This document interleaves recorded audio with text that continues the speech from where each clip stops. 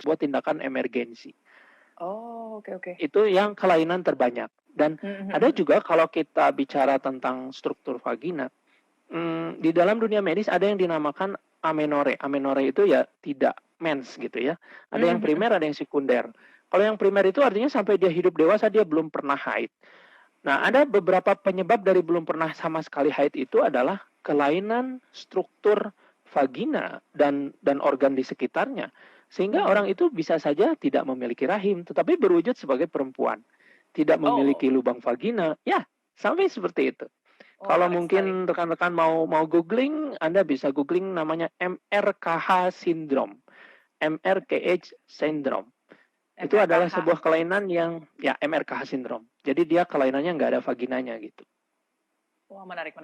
Nah, ngomong-ngomong soal spesialisasi dokter nih, yang vaginismus ini, boleh dijelasin dulu nggak sih ke teman-teman, vaginismus itu apa sebenarnya? Secara definisi dan juga apa yang bisa dikategorikan bahwa, oh orang ini mengidap vaginismus, dan apakah ada stage-nya? Ya, vaginismus, definisi WHO adalah kekakuan otot dinding vagina yang tidak bisa dikendalikan oleh penderitanya, sehingga menyebabkan kendala maupun kegagalan penetrasi. Jadi, sesungguhnya yang mengkonfirmasi penyakit vaginismus itu adalah pasien sendiri. Pasienlah yang mengalami kendala ataupun kegagalan penetrasi. Kendala itu apa? Kendala misalnya ya nyeri setiap saat. Kalau kita berbicara tentang aktivitas seks misalnya, ketika orang itu foreplay-nya sudah cukup, lubrikasi sudah cukup, bahkan misalkan dia menambahkan lubrikan juga sudah, dan posisi seksnya juga tidak terlalu ekstrim misalnya. Ya, dan ketika penetrasi terjadi dia selalu kesakitan, itu bisa jadi adalah sebuah vaginismus. Atau yang terbanyak adalah yang kegagalan penetrasi. Kegagalan penetrasi itu jadi ya orang itu tidak pernah terjadi penetrasi sepanjang hidupnya. Artinya ketika dia misalnya nih, kita kan tidak bicara menikah atau tidak menikah, kita bicara aktif secara seksual atau tidak. Tapi penetrasi itu bukan hanya aktif secara seksual. Orang yang misalnya dia belum aktif secara seksual, tapi dia harus mengikuti pemeriksaan medis tertentu, yaitu dia pun tidak bisa.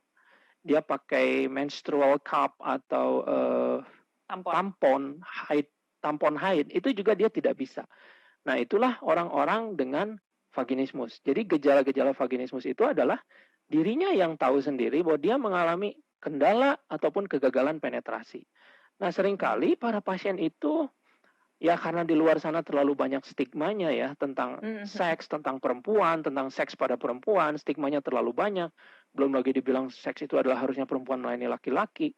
Jadi orang itu menganggap kalau ada kelainan penetrasi atau masalah dengan penetrasi seolah-olah oh itu pikirannya perempuan yang tidak bisa dikendalikan atau dianya tidak menerima kodrat perempuan. Padahal ya penetrasi vagina itu sama sekali tidak ada hubungannya dengan pikiran. Karena prinsipnya vagina yang normal dapat terjadi penetrasi dalam bentuk apapun kapan saja. Walaupun si perempuan tidak menginginkannya. Iya, betul. Itu. Jadi tentang penetrasi, ya ketika dia tidak mengalami penetrasi dalam bentuk apapun bisa terjadi kapan saja, ya harus dipikirkan bahwa itu kemungkinan terbesar adalah sebuah vaginismus. Nah, aku pernah baca ya dok ya, kalau soal vaginismus ini juga, ini kan tadi ngomong tentang penetrasi. Aku pernah baca ada yang bahkan kalau tadi misalnya mau pemeriksaan medis aja, itu bisa sampai melepuh gitu dok. Ya, karena barangkali ketika hal itu tidak bisa terjadi, dan mungkin saja tenaga medis ataupun siapapun yang akan melakukan pemeriksaan itu tidak memahami situasi bahwa ada loh sebuah penyakit yang memang membuat seseorang itu tidak bisa terjadi penetrasi. Barangkali ketika itu terjadi, ya malah terus dilakukan paksa. Dan itu banyak terjadi dia. Itulah yang menyebabkan penderita vaginismus seringkali dia enggan untuk berobat atau dia kapok karena baru datang saja dia sudah dalam tanda petik diomel-omeli, disalahkan, dihakimi, disudutkan. Belum lagi ketika pemeriksaan fisik itu tidak terjadi, dituduh lagi, dimarah-marahi lagi. Padahal kalau buat saya prinsipnya sederhana, dia datang kepada dokter itu dengan kesusahan. Iya. Bagaimana mungkin dia malah kita salahkan gitu. Ya dia susah, dia harus kita bantu. Kita nggak bisa bantu, ya kita jangan nyakitin gitu. Nah, tadi aku nanya, ada stage-stage-nya gitu nggak sih, Dok? Yes, ada. Jadi menurut Lemong dan Pacik, Lemong itu jurnal tahun 1978 dan Peter Pacik kebetulan beliau adalah mentor saya dalam bidang vaginismus. Saat ini ada 5 derajat keparahan dari vaginismus. Itu kenapa dari awal kita bilang gejala terutama dari vaginismus adalah kendala dan kegagalan. Itu menggambarkan derajat keparahannya. Kendala adalah yaitu tadi, sulit penetrasi, penetrasi hanya sebagian, tidak konsisten, kadang masuk, kadang tidak, atau setiap masuk itu selalu terasa sakit, itu adalah area yang kendala. Nah itu biasanya yang kendala itu ada di grade 1, 2, atau maksimal 3. Sementara kalau yang terbanyak dari data saya dan juga data guru saya Peter Pacik, itu 80% ada di area menengah hingga berat, 3, 4, 5. Yang terbanyak itu. Jadi kalau kita secara sederhananya, kalau derajat 1, 2, penetrasi biasanya masih bisa terjadi, tapi biasanya sakit atau tidak konsisten.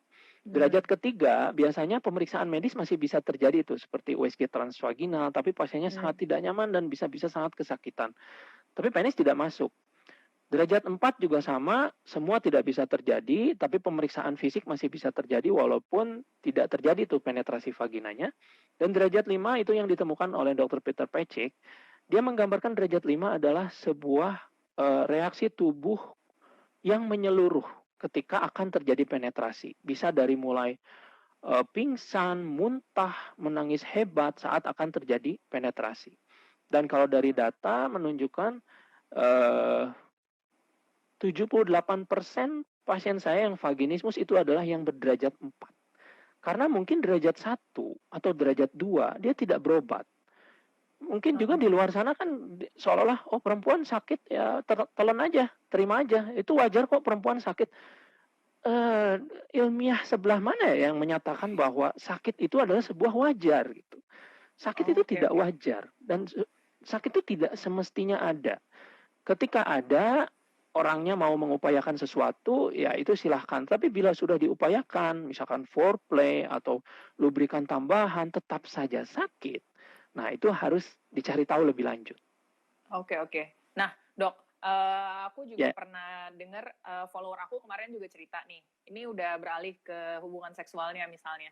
Dia udah berhubungan seksual sekitar 4 atau sampai 5 kali, tapi dia bilang, kok aku masih berdarah ya, Ci ya? Ya. Itu kira-kira kenapa ya, Dok? Oke, yang pertama pasti hal itu harus dipastikan terlebih dahulu dengan pemeriksaan secara langsung, Dea. Tidak bisa kita menentukan ataupun mencari tahu penyebabnya tanpa dilakukan pemeriksaan. Sebetulnya kalau dia selalu terjadi perdarahan setiap ada penetrasi penis, kemungkinannya banyak. Yang teringan mungkin saja orang itu tidak tahu cara melakukan seks yang benar. Taruh kata misalnya dia nggak vaginismus nih. Tapi di luar sana sedikit loh yang tahu bahwa foreplay harus loh. Foreplay harus dilakukan oleh laki-laki dan perempuan loh. Sehingga tercapai lubrikasi yang maksimal di vagina. Itu banyak loh ternyata dari rekan saya spesialis andrologi. Banyak mereka mengatakan, banyak loh yang tidak memahami cara melakukan aktivitas seks yang semestinya. Wajar, misalnya nih 4 kalinya itu nggak pernah di foreplay. Kan kebanyakan orang di luar sana seolah-olah seks itu ya tidak semua ya, Dea ya. Kebanyakan berasumsi, yang penting ereksi penis si cowok terjadi, si perempuan suruh ngangkang, masukin, betul nggak? Nah, kelar. Kalau itu terjadi, ya nggak aneh dia berdarah, lubrikasi nggak ada, pasti sakit. Atau mungkin saja saya pun ada beberapa pasien yang ternyata itu vaginismus. Jadi dia ada kekakuan otot, betul, kekakuan otot, nyeri selalu diabaikan oleh pasangannya. Saya pernah punya pasien, dia 14 tahun dengan vaginismus. Ketika saya tanya, apa respon suami Anda ketika Anda itu selalu kesakitan selama berhubungan seks selama 14 tahun? Ada yang bilang sampai begini, dia makin nafsu dok kalau saya kesakitan. Oke, itu kan bisa saja ada style tertentu ya yang ya orang eksplorasi seksual kan beda-beda ya. Tapi kalau terus-menerus, ya itu ada yang tidak normal. Iya. betul betul. Ya Nah, itu tidak kalau normal gitu. kalau untuk vaginismus sendiri nih, Dok, apa sih Ya, biasanya treatment-treatmentnya? Apakah bisa sembuh gitu? Atau ya. dibiasakan aja atau gimana, Dok? Oh enggak. Jadi vaginismus itu bisa sembuh ya. Oh, Jadi oke. kan definisinya vaginismus itu adalah kekakuan otot, menyembuhkan kekakuan vaginismus itu kekakuan otot. Ototnya tidak bisa dikendalikan oleh pikiran, seperti otot jantung kita. Jantung kita Hmm, berdegup setiap saat, itu adalah hanya kerja otot. Duk, duk, duk, duk, kaku lemes, kaku lemes. Tapi kita nggak bisa ngatur si otot jantungnya itu sendiri secara langsung, kita nggak bisa. Ya kita, dia terjadi begitu saja. Begitu juga dengan otot bagian depan vagina. Otot bagian depan vagina itu tidak bisa dikendalikan oleh pikiran. Jadi analoginya begini, perempuan memiliki 3 lubang di bawah sana, lubang untuk berkemih, lubang peranakan, yaitu vagina, dan lubang anus. Hanya untuk lubang berkemih dan lubang anus saja yang bisa dikendalikan oleh pikiran.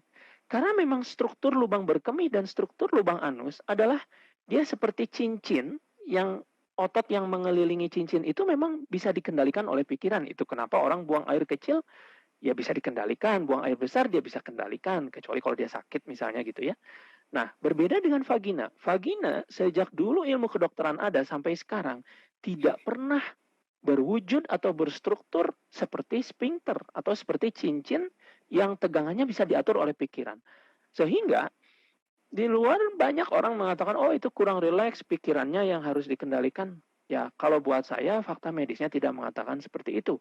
Karena jelas sekali clinical trial, penelitian, jurnal medis pada orang vaginismus yang menghasilkan angka keberhasilan penetrasi itu bukan terapi pikirannya, tapi hmm, terapi di area penyakitnya, yaitu vagina. Nah, oke. dengan asumsi, oke, otot kaku nih, kaku kan, apalagi kakunya nggak bisa dikontrol sama pikiran. Ya kita latihlah si kekakuan otot itu agar menjadi normal dengan cara melakukan dilatasi. Tetapi karena ada derajat keparahannya itu, memang akan ada orang-orang yang penis nggak bisa masuk nih, tapi dok kok jari saya bisa masuk. Nah kemungkinan itu yang derajatnya menengah dan rendah. Ya bisa saja mereka sembuh bila mereka melakukan dilatasi sendiri, tetapi pada yang derajatnya berat, mereka memasukkan apapun tidak bisa, bukan karena mereka takut, bukan karena mereka tidak tahu teknik atau mereka cengeng atau manja, bukan. Itu simple. Ya berarti derajat keparahannya tinggi. Nah, pada yang derajat keparahannya tinggi atau kalau dia derajatnya rendah tapi tetap dia udah bisa latihan tapi tetap nggak ada hasilnya, ya kita punya yang namanya prosedur dilatasi berbantu.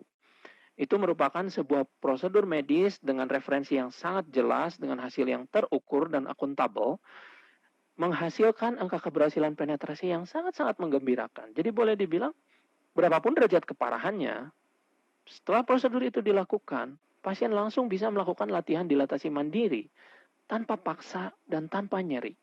Sehingga dia Mm-mm. sudah bisa masuk ke area langkah penyembuhan. Jadi kalau ditanya, dok obat vaginismus apa sih? Ya magic pill sih nggak ada, minum obat gitu sih nggak ada yang bisa nyembuhin. Kalau ada saya juga mau gitu.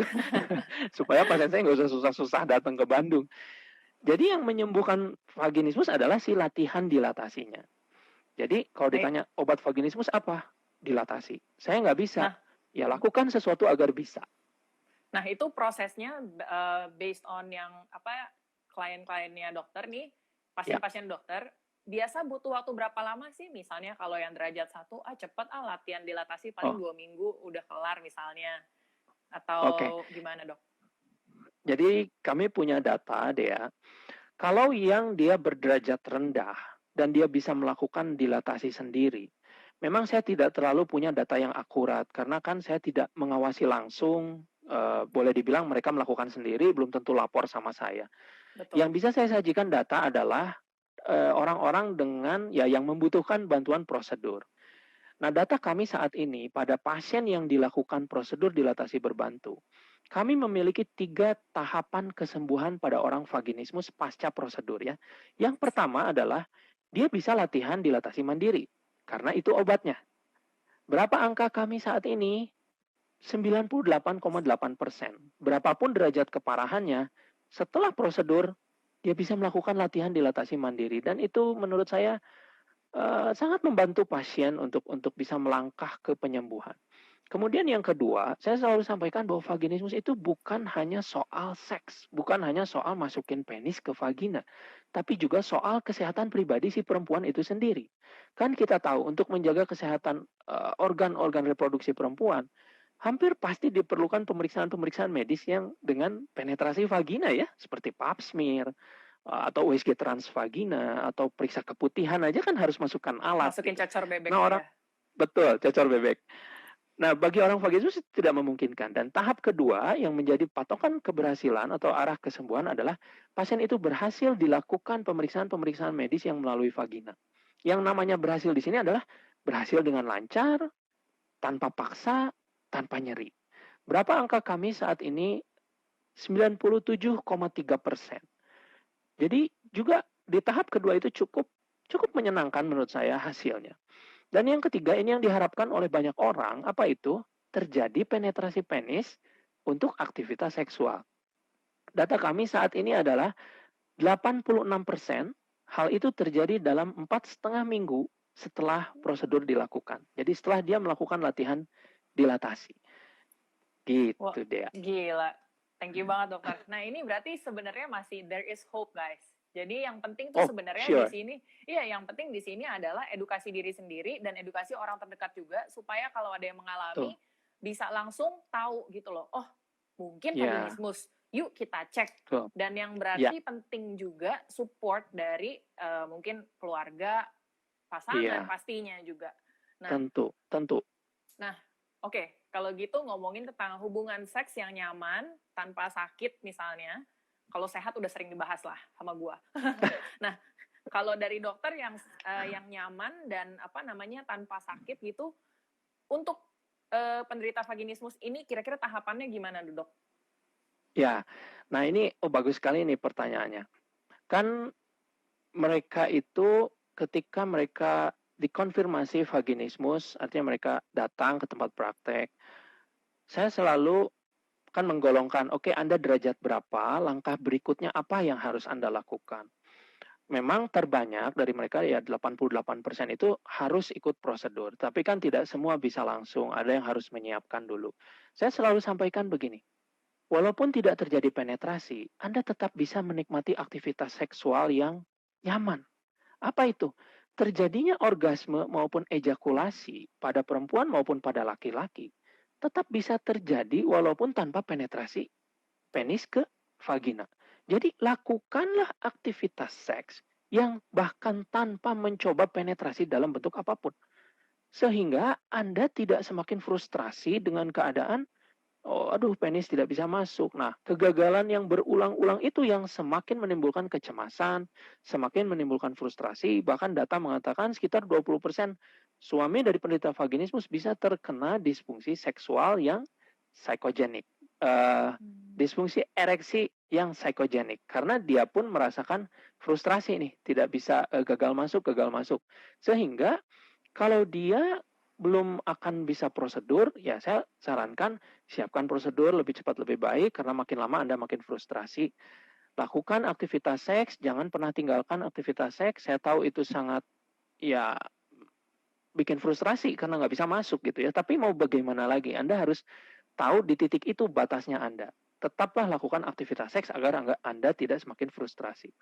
Nah, apabila dia sudah selesai prosedur, nasihat saya pun sama dia, bahwa dia harus melakukan dulu PR terbesar dia, yaitu ya latihan dilatasinya itu. Karena kan otot vaginanya kaku, harus diadaptasi terlebih dahulu. Biasanya saya memang memberikan saran, fokusnya untuk latihan dilatasi dulu selama 3 minggu setelah prosedur, tetapi seks itu tetap boleh. Jadi sama seperti yang belum prosedur, tetap aja nge-seks silahkan aja, tapi jangan pernah coba untuk lakukan penetrasi dulu. Biarkan dulu obatnya diminum, katakanlah gitu ya. Latihan dilatasinya dulu yang dilakukan, baru nanti Anda boleh mencoba untuk penetrasi penis paling minimal 3 minggu dulu setelah prosedur.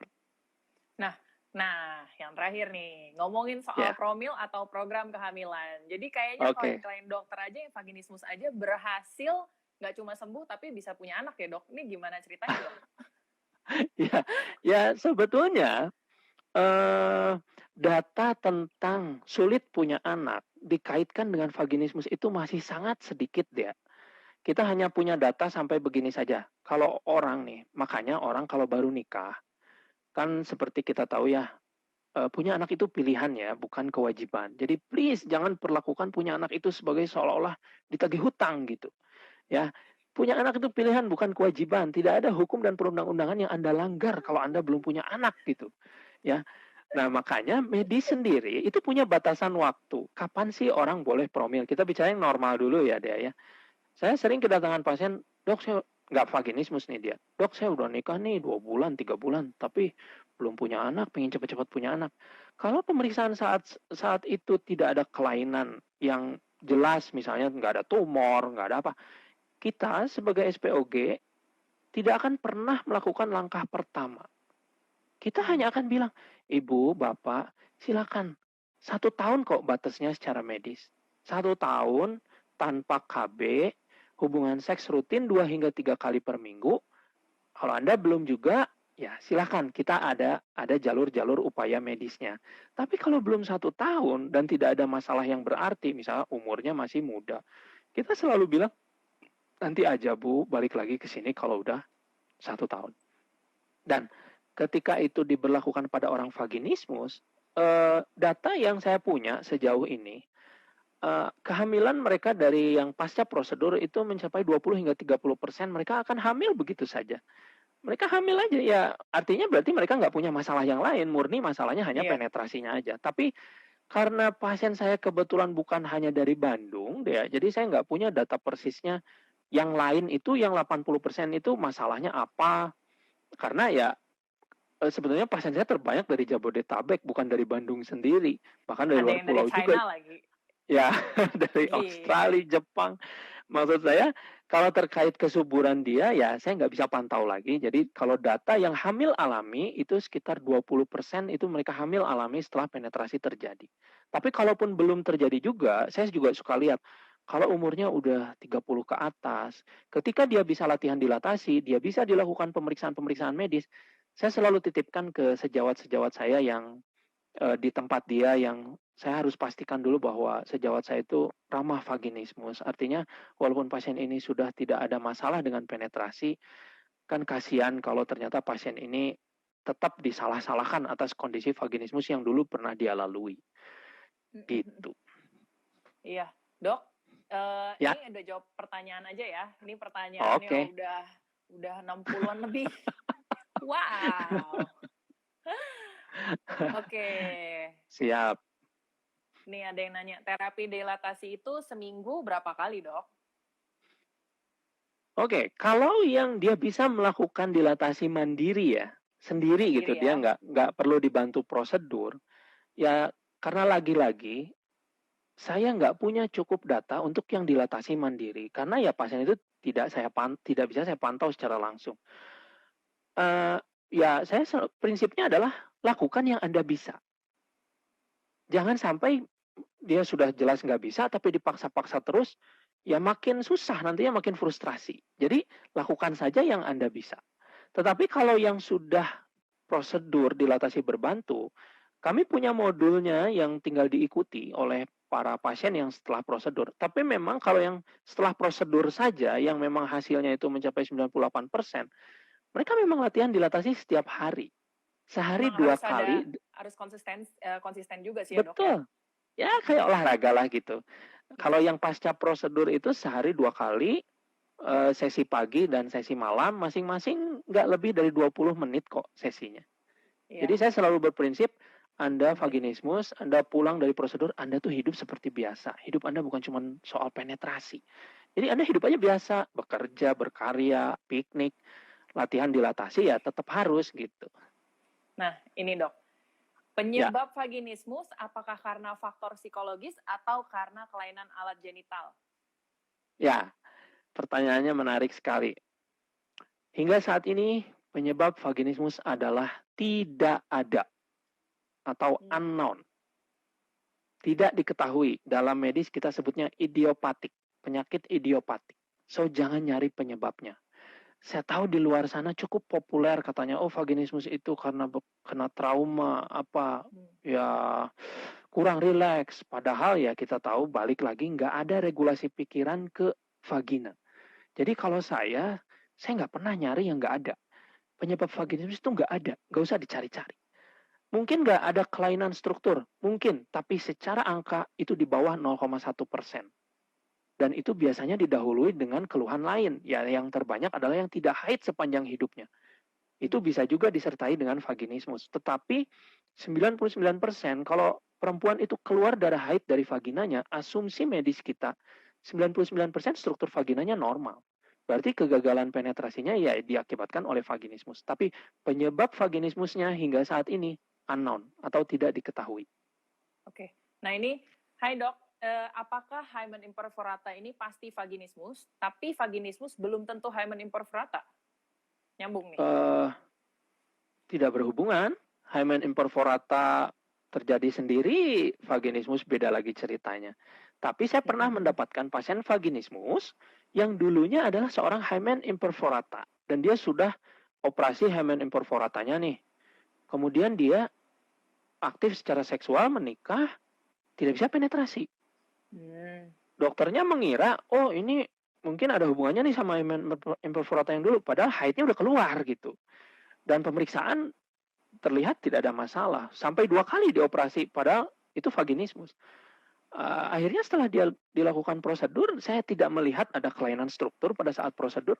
Ya dilakukan saja prosedur dilatasi berbantu, ya dia sembuh sesuai dengan data. Jadi vaginismus itu bukan diagnosis keranjang sampah ya, bukan diagnosis oh kalau yang lain hilang dulu baru deh enggak.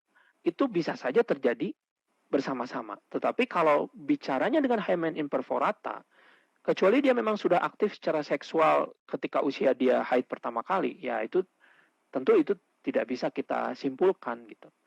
Kalau menurut saya kalau dikaitkan seperti itu tidak ada hubungan, bisa terjadi bersamaan, tetapi secara frame timeline-nya agak impossible gitu. Oke, nah dok ini juga ada, kalau otot vagina tidak bisa diatur oleh pikiran, senam Kegel yang dilatih otot apa? Itu pelvic floor namanya. Ya, jadi begini, Kegel itu bukan bagian depan vagina. Kegel itu adalah bagian belakang bawah yang lebih mengarah ke anus. Kan anus memang bisa diatur oleh pikiran, tapi kalau vagina bagian depan tidak bisa. Jadi betul ada otot dinding, otot dasar panggul ya, pelvic floor itu, yang memang bisa dikendalikan oleh pikiran. Tetapi itu bukanlah otot-otot yang krusial di dalam menentukan penetrasi berhasil atau tidak. Nah ini teman-teman mesti belajar anatomi lagi berarti. Enggak juga sih. Oh, simpelnya gini aja deh, simpelnya gini.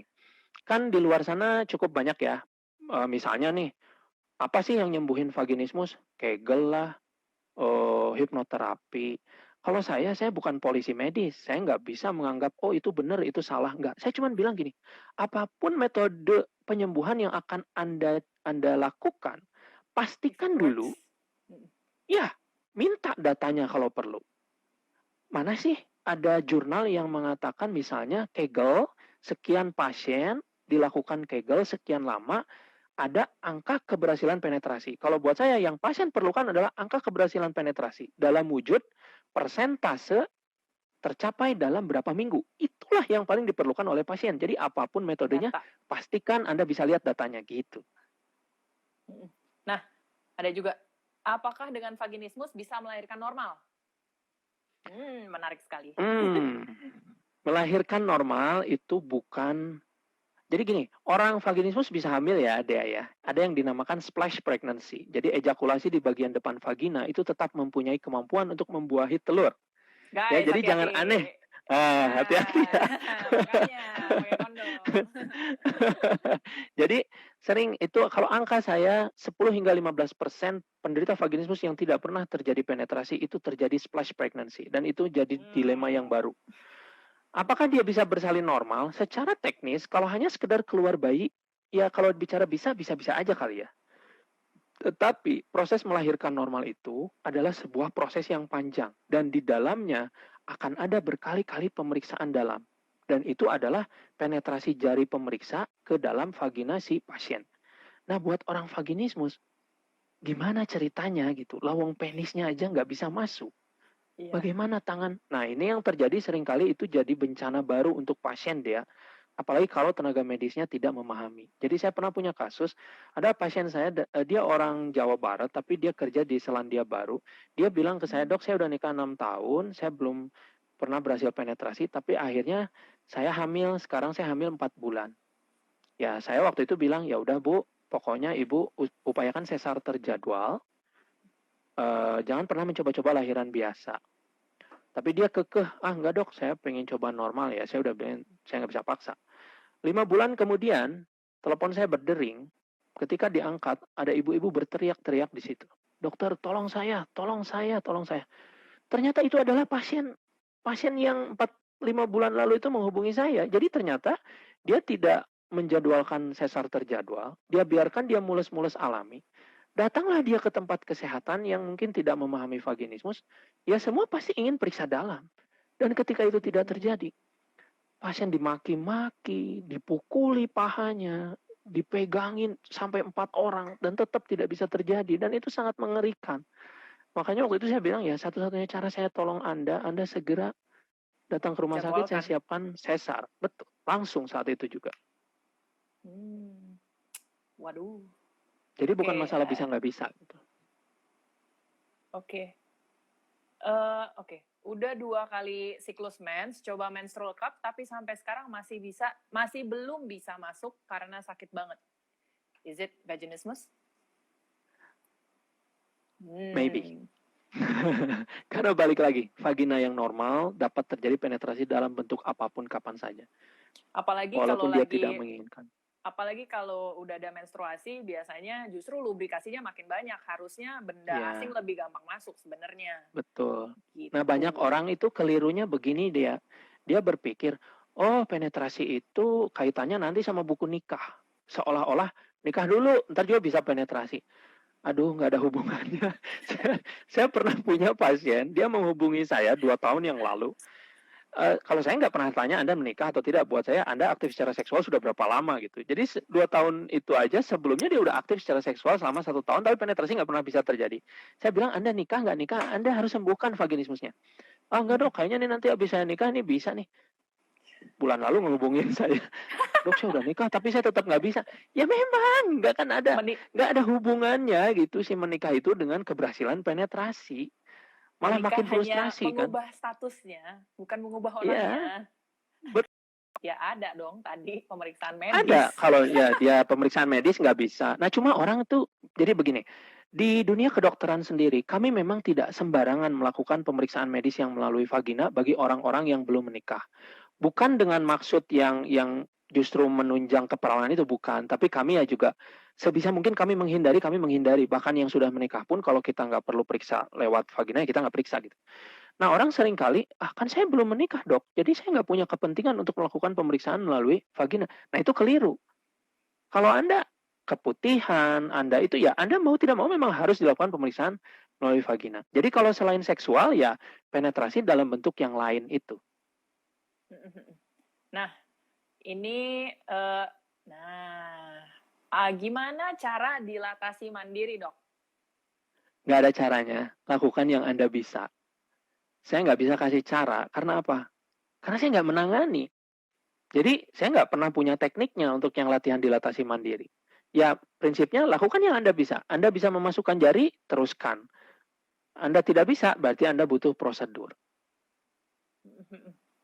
Nah, terus juga, ini lagi nih, ada lagi. Apakah vaginismus bisa disembuhkan dengan yoga dan pilates? Oke. Kalau jawaban saya sih udah jelas, cuma biar Anda nggak bingung, coba Anda cari sendiri aja faktanya. Ada nggak sih jurnal yang membuktikan yang unsur-unsur yang tadi itu metode-metode, dia memberikan angka keberhasilan penetrasi. Anda harus tahu itu gitu. Saya nggak pernah bilang bahwa yang saya lakukan ini lebih betul atau enggak. Kalau Anda tanya datanya ke saya bisa sajikan gitu. Tapi kalau yang yoga, pilates ya, Anda tanyakanlah terhadap penyedia penyedia metode itu terkait dengan keberhasilan terkait vaginismus? Anda tanyakan, gitu. Kalau nanya ke saya nggak tahu karena saya nggak melakukan itu, gitu. Oke. Nah, ini dia nih. Dokter, apa yang membedakan rasa sakit penetrasi akibat vaginismus atau karena penetrasi pertama kali? Karena memang sakit juga. Tapi sakitnya beda harusnya. Beda area.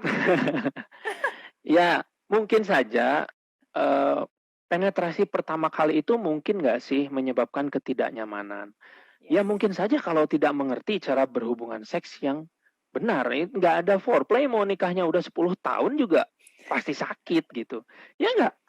Dia lagi ada keputihan yang berat, nggak pernah diobatin, ya berhubungan seks pasti sakit. Tapi kalau terkait vaginismus, ya biasanya memang nggak pernah kita bisa buktikan langsung sekali dua, apalagi kalau yang bisa masuk ya. Tapi kalau terkait pertanyaannya tadi, apabila, saya jawabnya dari arah yang lain. Apabila foreplay sudah cukup, Anda sudah menambahkan lubrikasi tambahan, pelumas tambahan, Anda juga melakukan dengan posisi yang nyaman, bukan yang ekstrim, dan itu masih sakit, ya harus dipertimbangkan. Anda harus diperiksa lebih lanjut gitu. Ini ada juga nih dok. Waduh, ada anak psikologi. Dokter, apakah vaginismus sama dengan gangguan psikologi genitopelvic pain ada di DSM? Nah loh. Ya, gini.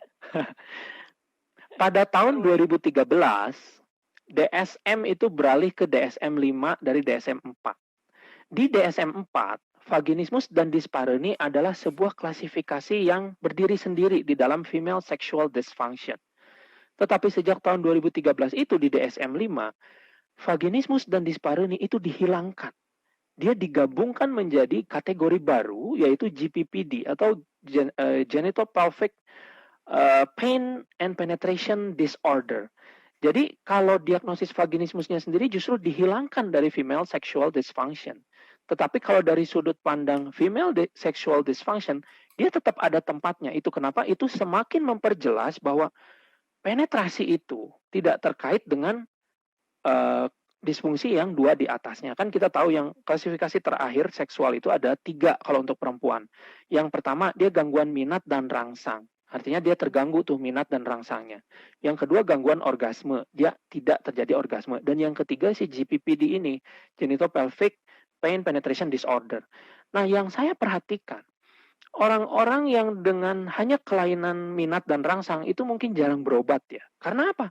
Penetrasi terjadi pasti. Kan seperti tadi dibilang, yang nggak mau pun kalau kita bicara penetrasi terjadi, bisa terjadi. Tetapi secara ini yang menariknya, betul, karena nggak ada hubungannya. Tetapi pada orang vaginismus ternyata ketika dia sudah lama mengalami vaginismus, itu juga akan mempengaruhi 2 kategori yang di atasnya. Jadi kebanyakan pasien juga akan mengalami ya gangguan minat dan rangsang dan juga gangguan orgasme. Jadi kalau pertanyaannya tadi vaginismus itu ada di DSM, ya dulu sebelum tahun 2013. Tapi bukan berarti dihilangkan, tidak dianggap, cuman klasifikasinya dirubah gitu. Diupdate. Nah dok nih ada juga nih. Bentar ya. Mana lagi nih? Saya pernah dengar kalau vaginismus bisa diatasi dengan suntik botox. Apakah betul, Dok? Well, kalau suntik botox pada prinsipnya melemahkan apa melemahkan otot? Melemaskan. Jadi begini. Ya. Ya, kalau ditanya betul. Gak apa-apa. Gini, apakah botox menyembuhkan vaginismus? Tidak. Karena otot yang terlibat di dalam vaginismus itu jumlahnya ratusan. Dan tidak bisa semua otot yang kita asumsikan kaku kita suntikin satu-satu. Kalau kita metodenya itu, biaya prosedur yang saya lakukan mungkin bisa sampai 500 miliar gitu untuk satu pasien. Mahal tidak. Banget. Kalau. Buat rahang aja mahal banget, apalagi kalau buat vaginismus. Ya, banyak banget kan. Tetapi kalau ditanya, ada nggak riset yang intervensinya botox only menghasilkan kesembuhan? Ada. Itu terjadi pada tahun 94 di Iran. Itu adalah jurnal pertama dengan jumlah pasien terbanyak pada saat itu, yaitu 14 orang. Dengan angka keberhasilan 70%. Dan itu botox only. Tapi pada akhirnya orang itu akan dilatasi juga. Saya pun sudah terima banyak, ada beberapa pasien bahkan dari Singapura Jadi orang Indonesia berobat vaginismus ke Singapura, di Singapura dilakukan penyuntikan botox only. Jadi dia cuma, oke Bu, suntik botox ya. Iya, penetrasi tetap nggak terjadi karena cuma disuntik doang, nggak ada latihan dilatasinya. Jadi kalau ditanya bisa menyembuhkan nggak? Eh, tidak cukup kuat untuk dikatakan bisa menyembuhkan vaginismusnya. Tetapi prosedur dilatasi berbantu sendiri yang kami lakukan, salah satunya juga di dalamnya adalah melakukan penyuntikan botulinum toksin. Justru botulinum toksin lah yang jadi titik pancang awal Dr. Peter Pacic menghasilkan sebuah clinical trial yang pada akhirnya dia menghasilkan prosedur dilatasi berbantu yang ya saya mereferensikan itu, saya jadikan referensi untuk saya lakukan di sini gitu. Nih, ada lagi nih, menarik juga nih. Kak, jika sulit untuk penetrasi dikarenakan vaginal septate, apa ini? Bagaimana cara mengatasinya? Wow, saya baru pernah dengar. Apa ya, jadi ada kelainan septum vagina. Nah, harus dipastikan dulu masalah penetrasinya ini murni karena septum atau dia ada septum juga ada vaginismus. Nah, ini kenapa harus diperiksa secara langsung? Karena jadi septum itu dia adalah sebuah kelainan, kalau bahasa awamnya mungkin ya ada jaringan yang tidak normal di dalam vagina. Septum itu ada yang horizontal, ada yang vertikal. Nah, tetapi apakah orang septum jadi vaginismus? Tidak. Saya cukup banyak menemukan sebuah persalinan yang ternyata ada septumnya gitu. Waktu dia bersalin per vaginam, periksa dalam, oh baru nih ketahuan ada septumnya. Tapi selama ini dia nggak ada masalah dengan penetrasi. Nggak ada masalah sama sekali. Nah, makanya kalau dia sudah tahu itu ada septum, artinya ya harusnya betul ya itu dibuktikan oleh seorang SPOG. Oh oke, ini septum. Paling tidak kalau memang sudah terbukti itu septum dengan cara pemeriksaan medis yang betul ya. Jari bisa masuk, alat bisa terlihat, mungkin saja itu nggak ada vaginismus, mungkin saja. Tetapi ada juga kasus septum yang ada vaginismusnya juga. Jadi septumnya mungkin hanya dikira-kira oleh tenaga medis yang bersangkutan, padahal pemeriksaan nggak terjadi. Nah, gimana sih menentukan septum sementara pemeriksaan nggak terjadi? Makanya asumsi saya kalau memang betul nih itu udah dinyatakan septum, berarti mungkin saja pemeriksaan bisa terjadi dengan lancar. Ya mungkin itu tidak vaginismus, ya betulin aja septumnya. Harusnya penetrasi nggak akan ada masalah lagi. Makanya kalau udah ada kata-kata septum seperti itu, Anda berobat saja ya ke SPOG. Nanti tinggal dilihat apakah proses pemeriksaannya itu lancar atau tidak. Kalau dia tidak lancar, ya mungkin saja memang ada vaginismusnya juga gitu. Oke dok, kita tinggal 5 menit lagi ternyata. Jadi wah, nggak kerasa ya? Iya, nggak kerasa. Jadi 2 pertanyaan terakhir deh. Oke. Nih, ada yang nanya.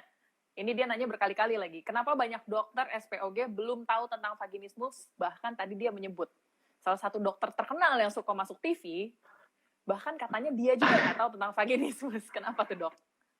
Oke, gini yang pertama. Saya nggak nyebut namanya. Ya, bisa dimarahin. Saya bukan polisi medis. Jadi saya tidak berhak untuk menentukan kenapa dokter begini, kenapa dokter begitu.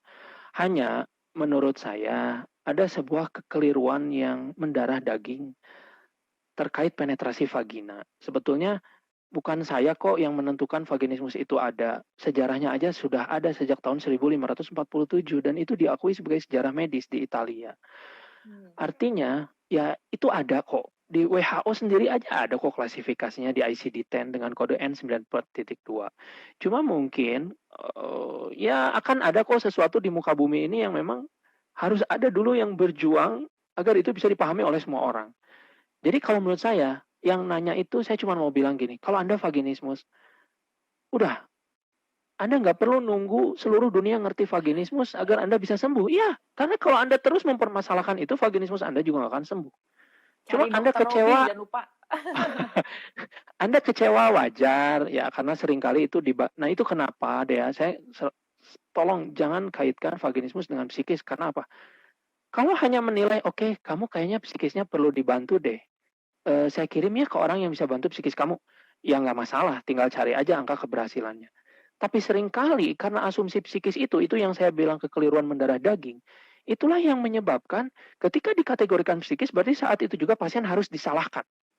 Harus disudutkan, harus dituduh bahwa dia nggak mau. Padahal vaginismus itu bukan nggak mau, tapi nggak bisa. Beda loh antara nggak mau sama nggak bisa. Karena vaginismus itu nggak bisa, bukan nggak mau. Yes, itu dia. Jadi kalau menurut saya, kenapa? Ya, akan ada kekeliruan, ya di mana-mana pasti ada kekeliruan. Ya, teruslah berjuang. Saya juga sedang berjuang di jalan yang saya bisa lakukan. Agar apa? Agar ke depan jangan ada lagi penderita vaginismus yang diperlakukan buruk. Oke, tinggal 2 menit lagi, Dok. Ada pertanyaan Ya. terakhir.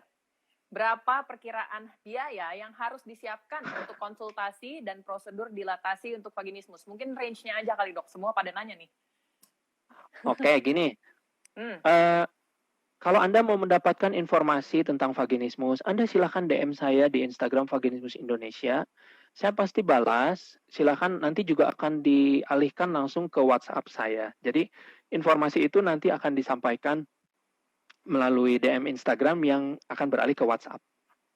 Gitu. Jadi teman-teman, thank you banget waktunya. Kalau masih ada pertanyaan lagi, nanti bisa langsung DM Dr. Robi di @vaginismus Indonesia.